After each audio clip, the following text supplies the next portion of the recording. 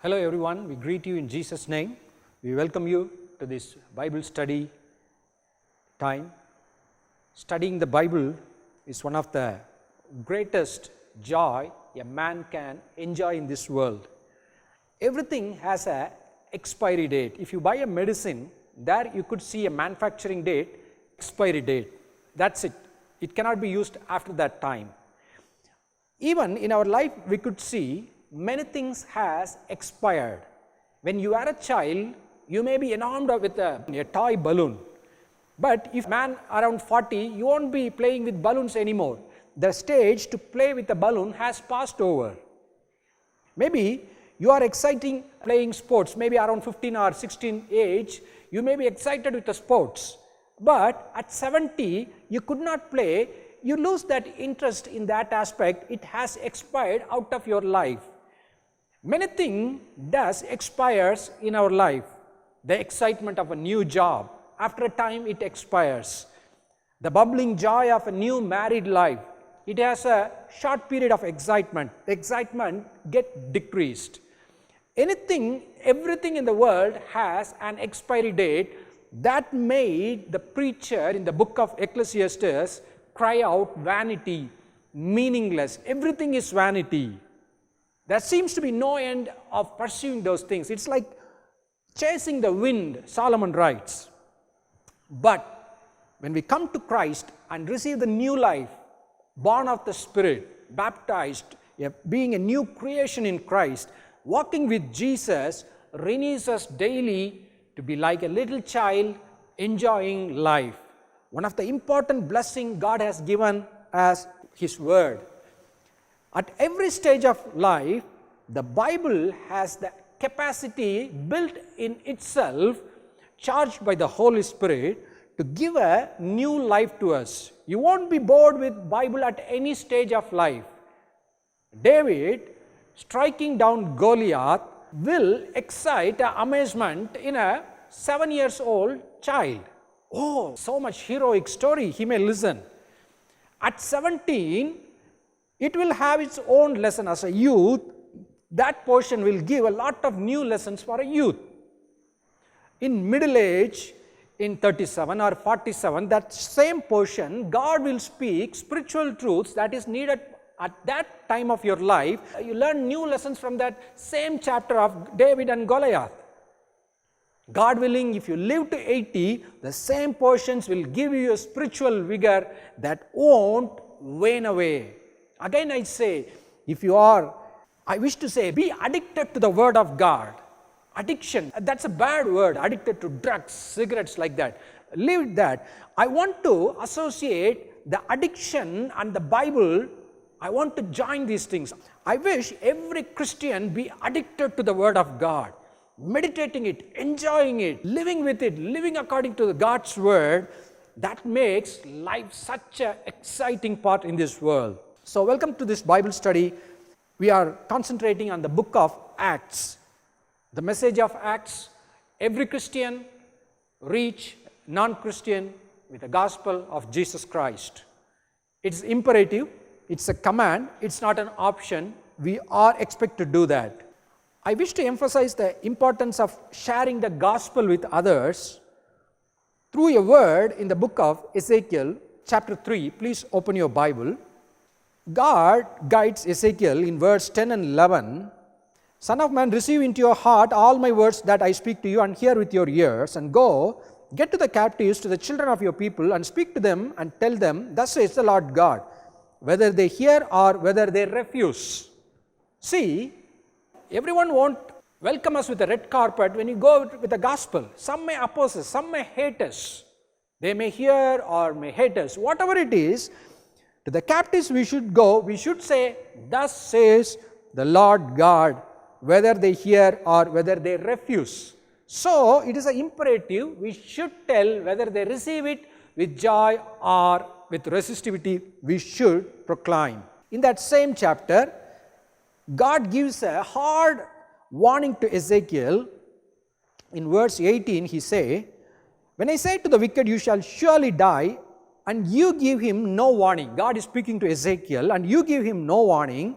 nor speak to warn the wicked from his wicked way, to save his life. That same wicked man shall die in his iniquity, but his blood I will recure at your hand. What God is saying to Ezekiel, if you do not want the wicked man, he will die in his sin, but his blood I will recure at your hand. What does mean recuring his blood? If I kill a man and shed his blood and kill him, it is called the blood will be recured in my hand. If I murder a man, that man's blood is recured of me in judgment. It condemns me. Similarly, if I do not share the gospel with a non-Christian, he has no way to overcome his sin. After his death, he is go to the hell, but his blood is recured of me. In other words, it's equal to a sin of murder. It's like shedding the blood if I preach not the gospel. That's why Paul says in 1 Corinthians 9:16, woe unto me if I preach not the gospel. The word woe, W-O-E, is a terrific word. When God speaks woe to some man or some city or some country, it means it's finished. It's so dangerous a word. Paul uses that word and says, if I do not preach the gospel, woe is unto me. Yes, sharing Jesus to others is a priority and primary importance. If not, it is like a bloodshedding sin.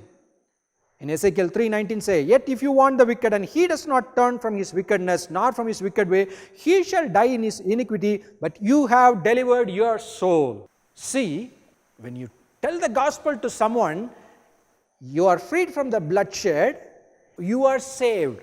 The word, you have delivered your soul. So, what I am saying, sharing the word of God with the world around us who does not know him is of great importance. So, the book of Acts had a very, very important message to warn every generation of Christians born in this world. Let's turn to Acts 1st chapter. In verse 3, there it is written, to whom he also presented himself alive after his suffering, by many infallible proofs, being seen by them during 40 days, and speaking of the things pertaining to the kingdom of God. Jesus, after he rose from out of the tomb alive, before he ascended to the Father in heaven, there are 40 days in the middle of that. In that time, he often meets with his disciples and he spoke many things. It is termed speaking of the things pertaining to the kingdom of God. So, the few passages given in the Gospels where we see the Lord who is arisen from the dead speaking with the disciples, it is termed as the things that are important to the kingdom of God. So, today we are going to take a portion where the resurrected Jesus interacted with his disciples and learn what he taught about the kingdom of God. Please turn to Luke 24. There we see a short introduction. What is the kingdom of God? Where can we know about it? In Luke 24, if you see from verse 44, it is written, then he said to them, these are the words which I have spoken to you while I was still with you, that all things must be fulfilled which were written in the law of Moses and the prophets and the Psalms concerning me. And he opened their understanding that they might comprehend the scriptures. We see the resurrected Lord speaking with the disciples. Here it is written, he opened their understanding that they might comprehend the scriptures. What is my relationship with the word of God, Bible? Yes, it is written in a common language. Any common man could understand that. But if God does not open my heart to understand it, it will be like one of thousands, millions book in this world. Yes, I could understand some stories, Abraham going here, Isaac coming here. Okay, something like story I could understand the book, but I won't get the main point of the scriptures, the Bible. What is the main point? Again, verse 44, these are the words which I spoke to you while I was still with you, that all these things must be fulfilled which were written in the law of Moses, prophet and Psalms concerning me, concerning Jesus. What is the message of the Bible? What are the every page cry out Jesus. Every page in the Bible points to the person and work and the ministry of Jesus. So what will be the outcome? Verse 46, 47 we read, then he said to them, thus it is written, and thus it is necessary for Christ to suffer and to rise from the dead the third day, and that repentance and remission of sins should be preached in his name to all the nation, beginning at Jerusalem. So what is the message of Bible? That Jesus should die for mankind for its sin, he should rise again, and that message should be preached. The message of repentance and remission of sin should be preached in all nations, beginning at Jerusalem. That is the main thrust of the Bible. This could be understood only when God helps us to understand it, only when the Holy Spirit rightly guides us into the Word, only when we pray with the psalmist in 119th Psalm, O Lord, open my eyes to see the wondrous things in your Word. If not, again I want to warn you, you may be led into unwanted tracks. You will be reading the Bible, but you will lose the focus.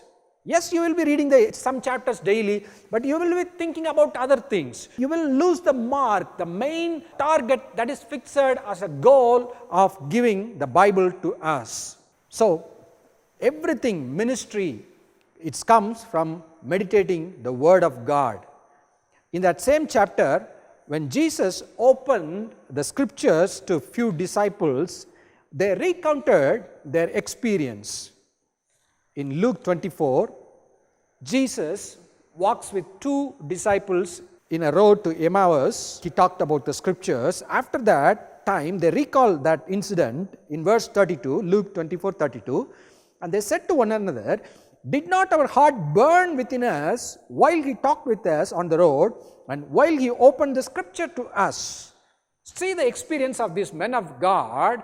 They had the scriptures being opened by Jesus himself, a great privilege. What happened? What is the experience they recall? Did not our heart burn within us? What a word, heart burning. It's like fire burning in our heart. That's the true result if we prayerfully read the Bible with the help of the Holy Spirit, with hunger and thirst, imploring God, oh Lord, open your word. When you read with such a thirst, God has promised, on the thirsty land I will pour rivers of water. That is the way we have to seek the word of God. Like a thirsty land, God will flood you with his mercies and in his revelation. When we comprehend the scriptures, when it began to burn in our heart, that is the right energy from which we can share about Jesus to others. Do the ministry that God has commanded us. Jeremiah, the prophet, had a tough calling. His word is always a negative message against the sins of Israelites of his time. It was not a popular ministry. People hated Jeremiah for his message. At a point of life, Jeremiah was tired of his ministry. In Jeremiah 20, verse 8, Jeremiah writes, for when I spoke, I cried out, I shouted violence and plunder, because the word of Lord has made me a reproach and a derision daily. Because of the word of God, people began to hate Jeremiah. He was a man of derision. They mocked him. Here comes the old man. Here comes some negative words, and they dishonored Jeremiah with their words and their actions. So Jeremiah decides in verse 9, Jeremiah 29, then I said, I will not make mention of him nor speak anymore in his name. Jeremiah was so much affected at a part of life, he decided, I won't do the ministry. It brings reproach to me. It brings pain to my life. I'm not going to speak in the name of the Lord anymore. But what happens in the verse 9 we read, but. When you see the word but, see with the open eyes. What's that happening? But his word was in my heart like a burning fire, shut up in my bones. I was weary of holding it back, and I could not. How Jeremiah, who was dejected and unpopular, preacher and prophet, how did he continue to do the ministry? How did he continue to proclaim, thus says the Lord? His experience, the word of God was like a burning fire shut up in my bones. He could not contain it. So comes the next 30 or more chapters in the book of Jeremiah. Dear people of God, let the word of God burn in our hearts in such a way that we would burning torch like John the Baptist and show the world the light of the world. We were discussing what was Jesus speaking about in the 40 days while he was in the earth before ascension. Just saw in Acts 1:3, speaking of things pertaining to the kingdom of God. So, what were the other things he was speaking, which is termed as the things pertaining to the kingdom of God? Please turn to chapter 21 of John's Gospel. There we see disciples going to fishing. They don't find any fish. Jesus appears on the shore and say, "Did you have any fish?" "No." Jesus says, "Cast the net on the right side and you will find fish." They do. They find lots of fish, even such a weight that it could sink their boats. It's a miracle. They come to the shore. Jesus had prepared a very good breakfast for them. He makes them, "Come on, eat, be strengthened." And there we see what are the things Jesus spoke pertaining to the kingdom of God. John Gospel 21 verse 16, "And he said to him again a second time, Simon," Jesus is speaking to Peter, "Simon, son of Jonah, do you love me?" He said to him, "Yes, Lord, you know that I love you. Tend my sheep." So, what is Jesus speaking here? What are the things being discussed or termed as the things pertaining to the kingdom of God? Here, a man who has denied Jesus 3 times. Jesus asked him 3 times, "Do you love me?" In other words, he is restoring the backslidden, fallen Peter with a question, "Do you love me?" Okay, are you committed to love me? Then again you are ready to do my ministry, tend my sheep. Any ministry as a Christian can do for Jesus, tend my sheep. The souls are like a sheep lost. We have to seek them. So it points out to the ministry. What is the basic thing needed for doing ministry for Jesus? Loving Jesus. What is loving Jesus means? Expressing from our heart, "Jesus, I love you." In words and songs, we express, "Jesus, I love you." But that is only half part of that. What is the second part? Jesus, in the same gospel to John, he told his disciples, "If you keep my commandments, you will abide in my love." John 15:10 we read, "If you keep my commandments, you will abide in my love." What does that mean? If I say I love Jesus, when will it be true? If I do what Jesus told. That is the mirror that shows me I am loving Jesus truly. It's not just singing, "Jesus, I love you." It has its part, expressing it in words and song. But in our life, if we are doing the things which please Jesus, that shows we are in true love with Jesus. So loving God, loving Jesus, that is the basic need to do the will of God or the ministry. Peter says, "Yes, Lord, I will do." Then Jesus tells him in verse 18, "Most assuredly I say to you, when you are younger, you girded yourself and walked where you wished.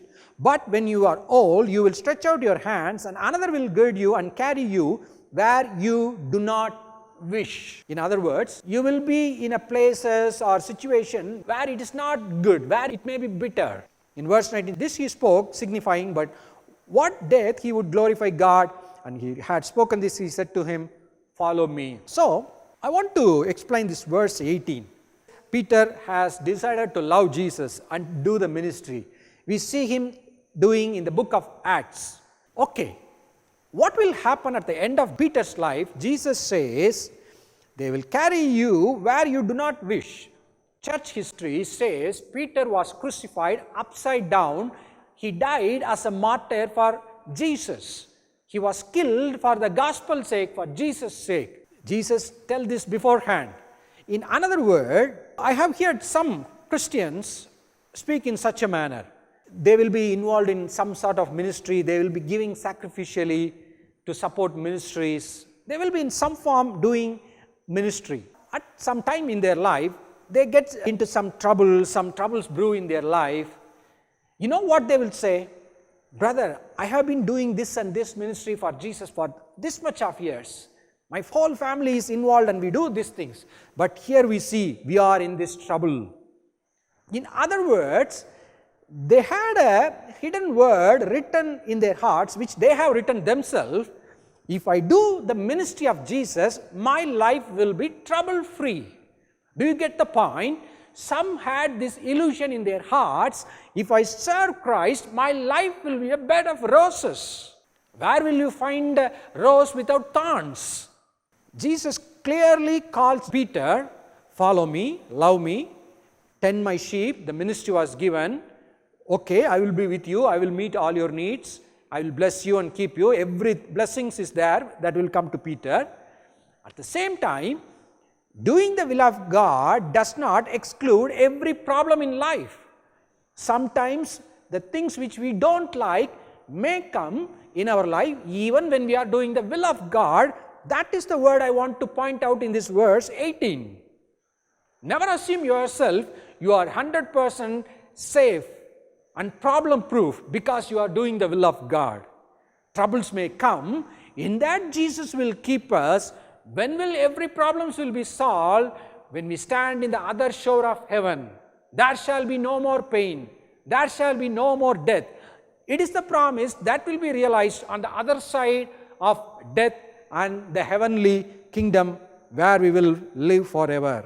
So, Jesus emphasized these things as a kingdom of God's matters to Peter. And again, in the verse 19 of John's Gospel 21, he said to him, follow me. He gives him a specific instruction. This is going to happen in your last days. Follow me. In other words, your relationship should be primarily with me. But you will understand what I am going to say in the next few minutes. In verse 20, then Peter, turning around, saw the disciple whom Jesus loved following. Just now in verse 19, Jesus said, follow me. Immediately, Peter misses that point. He turns around and sees the disciple whom Jesus loved. In other words, the Apostle John is coming there. Just now, Peter had heard what his end is going to be like. It is going to be a painful end. Immediately he had a question in his heart. He sees John coming there, the disciple whom Jesus loved, and asks a question to Jesus. Lord, he says, who is the one who, Peter seeing him in verse 21, said to Jesus, but Lord, what about this man? Have you wondered why Peter was asking this question? I don't think it's because of concern for John. I think there must be another agenda. If you turn to your Bible to Genesis 37, where Joseph was introduced, there we see in Genesis 37:3, now Israel loved Joseph more than all his children because he was the son of his old age. Also he made him a tunic of many colors. Here we see a family, youngest brother being born. He was a pet of the father. We see he bought a very special dress for him. What the result? In verse 4 we read, but when his brothers saw that their father loved him more than all his brothers, they hated him and could not speak peaceably to him. What is the problem between Peter and his brothers? The only problem they had is that their father is loving him more. They could not speak peaceably to him. In other words, they are comparing themselves with their brother. How my father is caring for that brother, how my father is caring for me. This comparison creates a hate in the brother's heart. That led them to trying to murder him, but then selling him as a slave to the Ishmaelites. So the painful things are happening. It all started in a point when they began themselves to compare with a privileged brother. Dear brothers and sisters, this comparing ourselves with others is a great danger in a Christian life. In Proverbs, we can read, envy is a bone rotter. It's a bone cancer. Envy, jealousy, comparing with others destroys our inner peace. It destroys the spiritual bones and strength in us. and make us weak and sinful people. We are discussing about Peter in John's Gospel 21. Jesus says how Peter's end is going to be and says, follow me.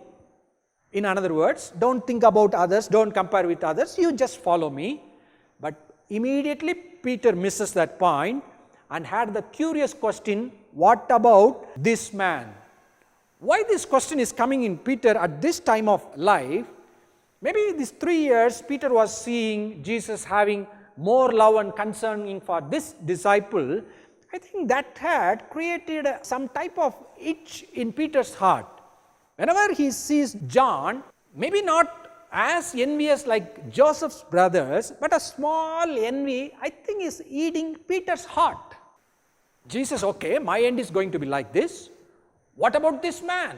What about this man whom you loved so much? We see Jesus was frustrated. In verse 22 we see Jesus said to him, if I will that he remain till I come, what is that to you? You follow me. Jesus was annoyed. Why are you asking about him? Just now I tell, follow me. Now you are comparing yourself with another man whom in your heart you are comparing all these months and years gone back. Now also you are comparing what is going to happen to him. This is not an healthy attitude. Leave it, follow me. Don't compare with that man. Don't compare what I am going to do with that man. You follow me. Very important lesson we should learn in our Christian life. This thing was discussed in some more detail. Matthew 21 we read, for the kingdom of heaven is like a landowner who went out early in the morning to hire laborers for his vineyard. Here again we are given a glimpse what the kingdom of heaven is going to be like. What is kingdom of heaven? When we are born again and become disciples and as child of God, we enter into the kingdom of God. What the things will be around, Jesus teaches them. Here we see a landowner goes out in the morning and hires workers with a specific wage. They are so happy. Oh, we are jobless. You are coming and giving us a job. Okay, the pay is good. We will come.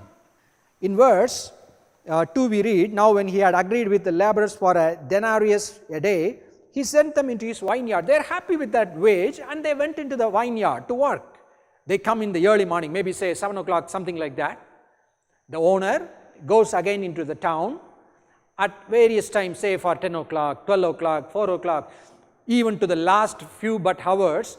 He hires more laborers. They are also coming into the work. In the 11th hour, almost the last hour, someone comes. Okay, it's now pay time. In the evening, it's the pay time. Everyone is waiting. The landowner calls the persons who came last and give them. In verse 8, we see, so when evening had come, the owner of the vineyard said to the steward, call the laborers to give them their wages, beginning with the last. Verse 9, and when those came, who were hired about the 11th hour, they each received a denarius. Here comes crucial moment. The people who are working in the whole day, they were thinking in their hearts, here the laborers who just worked for the last few some hour, they are receiving the amount which this owner has promised us in the morning. Maybe he will give us more wage. But that did not happen. The same agreed wage was given. They were angry. Just now in the morning they were so happy. Oh, we are jobless. We are thinking how we are going to feed our family. But here comes a landowner and gives a job with the right pay. They were happy in the morning. But in the evening, they get the agreed payment. They were not cheated, but they were murmuring. They were discontent. They were angry. What is the reason? They are comparing with some others. They could not accept the favor which the owner was showing to the other person. Comparison took their peace and made them murmurers. In 11 we read, when they had received it, they complained against the landowner, saying, these last men have worked only 1 hour and you made them equal to us who had borne the burden and the heat of the day. What the owner answers in verse 15, is it not lawful for me to do what I wish with my own things? Or is your eye evil because I am good? What is the lesson being specified by Jesus in this parable? As a Christian, what I am expected to do? Follow Jesus. If I need anything, I ask Jesus, He blesses me. What I need, He gives me. As a good shepherd, He leads me to the green pastures. What I should not do, I should not compare my life with another believer. A Christian, a minister or a pastor living in India should not compare himself with a pastor living in other European country, American context. Their lifestyle may be higher. We should not think, Jesus, I am working as more than that pastor, but my life is not as much as theirs. We compare in such a way, it will destroy our peace. What is Christian life? Following Jesus. I should love others. That is the only relation I should have with others. I should never think, what about him? What about him? In Christian fellowship, churches, in ministries, when this comparison comes, there it will be a death knell to the peace and joy of that fellowship. Anyone comparing with anyone, with a small favor someone may receive from something. If a person says, I have not received that favor, so the hatred will come, it will annoy Jesus. So that is the word we read in the John's Gospel concerning comparison. We have to follow Jesus, that is our call. In that verse, I want to read, just highlight one point and finish this study. John's Gospel 21, we just read, Jesus said, if I will that remain to God, you follow me. That's the point. What should Peter have done after that conversation? He should have spoken with the disciples. We should not compare with others. Jesus taught me. He should have pointed out to those things, but they exactly missed the point. In verse 23 we read, then this saying went out among the brethren that this disciple would not die.